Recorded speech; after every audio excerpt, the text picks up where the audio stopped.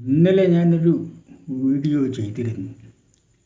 ലോക്സഭാ തെരഞ്ഞെടുപ്പിൻ്റെ പശ്ചാത്തലത്തിൽ CPM കേരളത്തിൽ മുഴുവൻ നേരിട്ട തിരിച്ചടിയുടെ പശ്ചാത്തലത്തിൽ അതിൻ്റെ കേന്ദ്ര നേതൃത്വവും സംസ്ഥാന കമ്മിറ്റിയും എല്ലാം കൂടി തിരുത്തൽ നടത്തുന്നതിനെക്കുറിച്ച് ചർച്ച ചെയ്തുകൊണ്ടിരിക്കുകയും നിർദ്ദേശങ്ങൾ വയ്ക്കുകയും അതൊരു പൊതു ചർച്ചയായി മാറുകയും ചെയ്തുകൊണ്ടിരുന്ന പശ്ചാത്തലത്തിലാണ് SFI ഗുണ്ടകൾ വീണ്ടും കൊയിലാണ്ടിയിൽ ഒരു പ്രിൻസിപ്പലിൻ്റെ കരണക്കുറ്റി അടിച്ച് തകർക്കുകയും തകർക്കുക മാത്രമല്ല അയാളെ കൊല്ലും, അയാളുടെ നെഞ്ചിൽ അടുപ്പ് കൂട്ടുമെന്നെല്ലാം പ്രസംഗിക്കുകയും ആഹ്വാനം ചെയ്യുകയൊക്കെ ചെയ്തിട്ട് അടിച്ച ഗുണ്ടകൾ തന്നെ പോലീസ് സ്റ്റേഷനിൽ ഒരു കേസ് കൊടുത്തപ്പോൾ കേരള പോലീസ് പ്രിൻസിപ്പലിൻ്റെ പേരിൽ കേസെടുത്തു. അടിച്ച ഗുണ്ടയുടെ പേരിൽ, SFI ഗുണ്ടയുടെ പേരിൽ കേസില്ല, അവരെ ആരെയും പിടിക്കാൻ കഴിയുന്നില്ല എന്ന് പറഞ്ഞ് വിടുകയും പ്രിൻസിപ്പലിൻ്റെ പേരിൽ കേസെടുക്കുകയും ചെയ്തു. ആ പശ്ചാത്തലത്തിൽ ആണ് കാര്യവട്ടത്ത് ഇടിമുറിയിൽ കൊണ്ടുചെന്ന് കുട്ടികളെ ഇടിച്ചതിന് ശേഷം വിദ്യാഭ്യാസത്തിൻ്റെ ജില്ലാ സെക്രട്ടറിയോ പ്രസിഡൻറ്റോ ഒക്കെ ആയിട്ടുള്ള ഒരാളിനെ ഇടിമുറിയിൽ കൊണ്ട് ഇടിച്ചതിന് ശേഷം അവിടുത്തെ മാർക്സിസ്റ്റ് സാറന്മാർ കമ്മിറ്റി കൂടിയിട്ട് അങ്ങനെ ഒരു സംഭവം നടന്നിട്ടില്ല, അവിടെ ഇടിമുറിയില്ല. ഇടിമുറി എന്ന് പറഞ്ഞ് നെയിം ബോർഡും വെച്ചിട്ട് എവിടെയെങ്കിലും സർവകലാശാല എന്ന് പറഞ്ഞ് ബോർഡ് വെച്ചേക്കും പോലെ ഇടിമുറി എന്ന് നെയിം ബോർഡ് വെച്ചാണോ ഇടിമുറി നടത്തുന്നത്? അല്ലാന്ന് നിരവധി ധാരാളം വർഷം കോളേജിൽ പഠിപ്പിച്ച് പരിചയമുള്ള, അതും ഗവൺമെൻറ് ആർട്സ് കോളേജിലും യൂണിവേഴ്സിറ്റി കോളേജിലും ഉൾപ്പെടെ ഉള്ളിടത്ത് പഠിപ്പിച്ച് പരിചയമുള്ള എനിക്കറിയാം. നടപ്പള്ളി കോളേജിലുമൊക്കെ അറിയാം. ഇടിമുറി എന്ന് പറയുന്നത് ഉണ്ടെന്ന് മാത്രമല്ല, ഇടിമുറി എന്ന് നെയിം ബോർഡ് വെച്ചൊന്നും നടന്നത് ഒരു ഗുണ്ടാപ്പടകൾക്ക് വിശ്രമിക്കുവാനും അവർക്ക് തോന്നിയാസം കാണിക്കാനും മദ്യപിക്കാനും ഒക്കെയുള്ള ഒരു മുറിയാണത്. അപ്പോൾ അത് നടന്നിട്ടില്ല എന്ന് പറഞ്ഞ് രജിസ്ട്രാർ എന്ന് പറയുന്ന മഹാൻ റിപ്പോർട്ട് കൊടുക്കുകയും ആ പ്രശ്നം അവിടെ അവസാനിക്കുകയും ചെയ്തു. ഇങ്ങനെ കലാലയങ്ങളിൽ ക്രിമിനൽ സംഘങ്ങളെ വളർത്തിയെടുക്കുന്നതിന്, അതുകൂടാതെ തന്നെ അസംബ്ലിയിൽ നമ്മുടെ വിജയൻ മുഖ്യമന്ത്രി ഈ ഗുണ്ടായുസത്തെ മുഴുവൻ രക്ഷാപ്രവർത്തനം എന്ന് പറഞ്ഞ് ന്യായീകരിക്കുന്നയാളാണല്ലോ. അങ്ങനെ അതിനെയും ന്യായീകരിക്കുകയും ചെയ്തതിൻ്റെ ഫലമായി തൊട്ടടുത്ത ദിവസമായി ഇന്നലെ സംഭവിച്ചിരിക്കുന്ന കാര്യങ്ങൾ നോക്കുക. ഒന്ന്,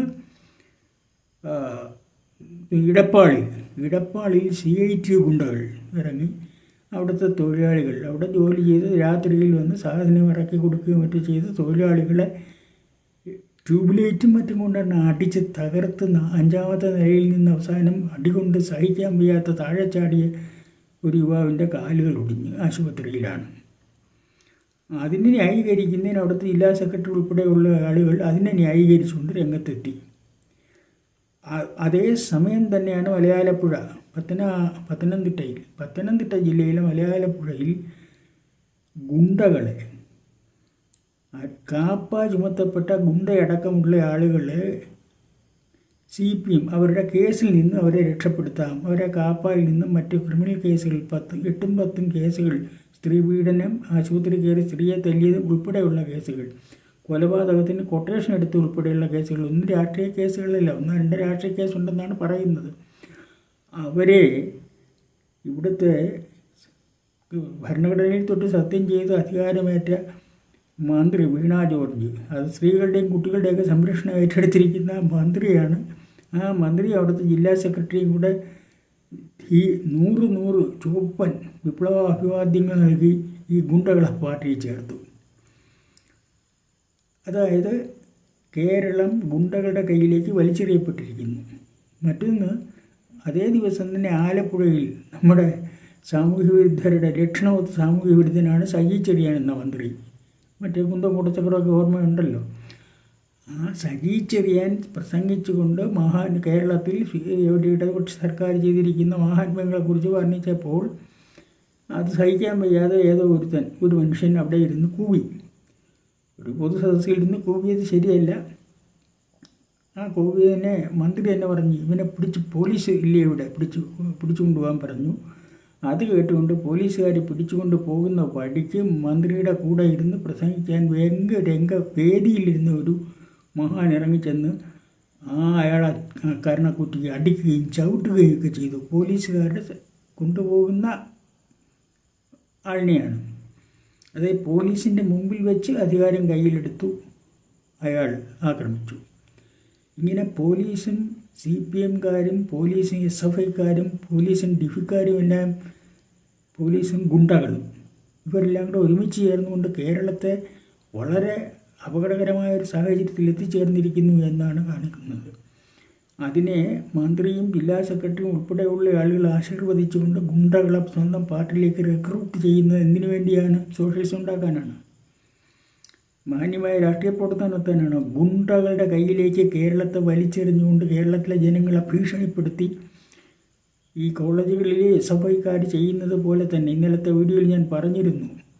പ്രിൻസിപ്പലും സാറും അധ്യാപകരും ഉൾപ്പെടെയുള്ളവരെല്ലാം SFIയുടെ ഗുണ്ടായുസത്തിനെ പേടിച്ച് നടക്കുന്നവരാണെന്നും അതുകൊണ്ട് ഞങ്ങൾ പറയുന്നത് നിങ്ങൾ അനുസരിച്ച് കൊള്ളണമെന്നും അപ്രഖ്യാപിതമായി പ്രവൃത്തിയിലൂടെ തെളിയിക്കുന്ന SFI ഗുണ്ടകളെ പോലെ തന്നെ രാജ്യത്ത് സംസ്ഥാനത്തിലുള്ള എല്ലാത്തരം ക്രൂരന്മാരായ ഗുണ്ടകളെ മുഴുവൻ പരസ്യമായി പാർട്ടിയിലേക്ക് ചേർത്തുകൊണ്ട് കേരളത്തിലെ ജനങ്ങൾക്ക് കൊടുക്കുന്ന സന്ദേശം നിങ്ങൾ ഈ ഗുണ്ടകളുടെ കീഴിലാണ്, ഗുണ്ടകളുടെ ഭരണത്തിൻ്റെ കീഴിലാണ് നിങ്ങൾ എന്നാണ്.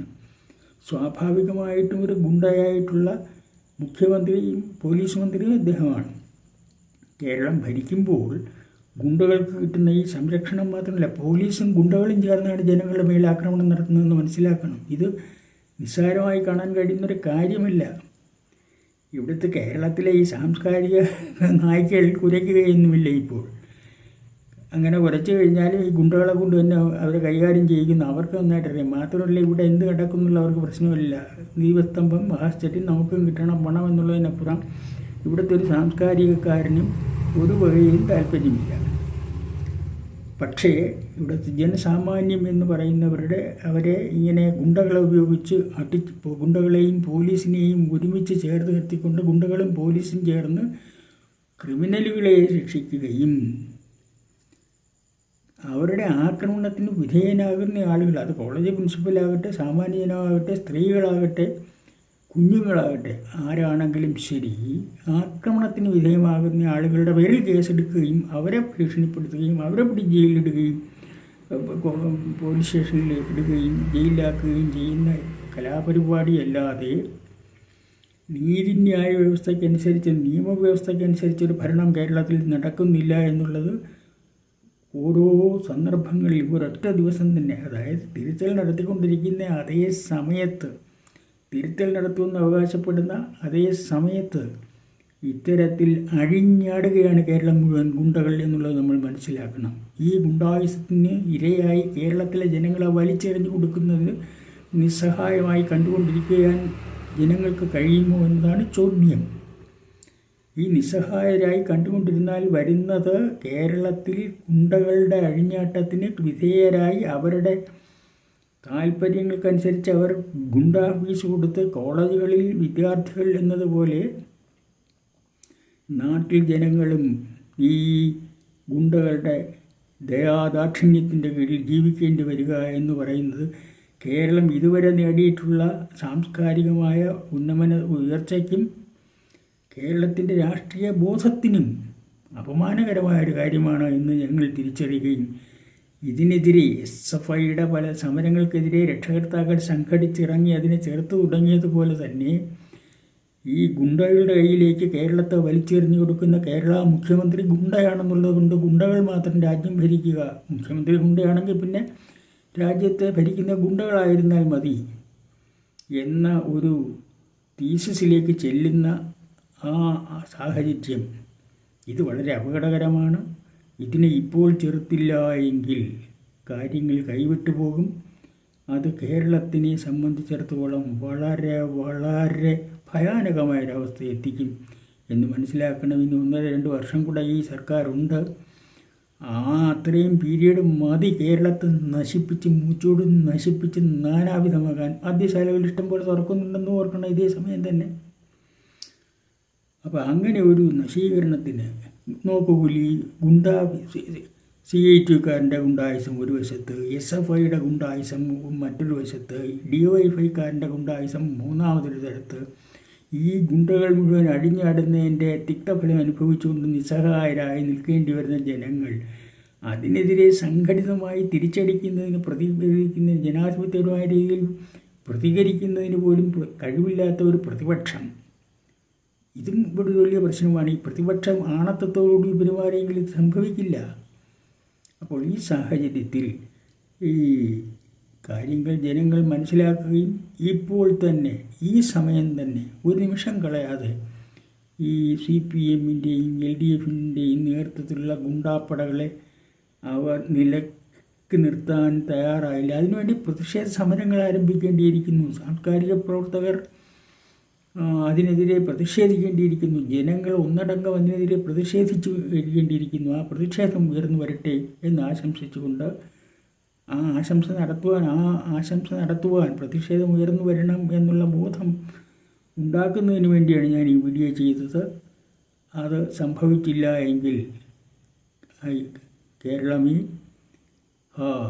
കേൾക പ്രിയ നാട്.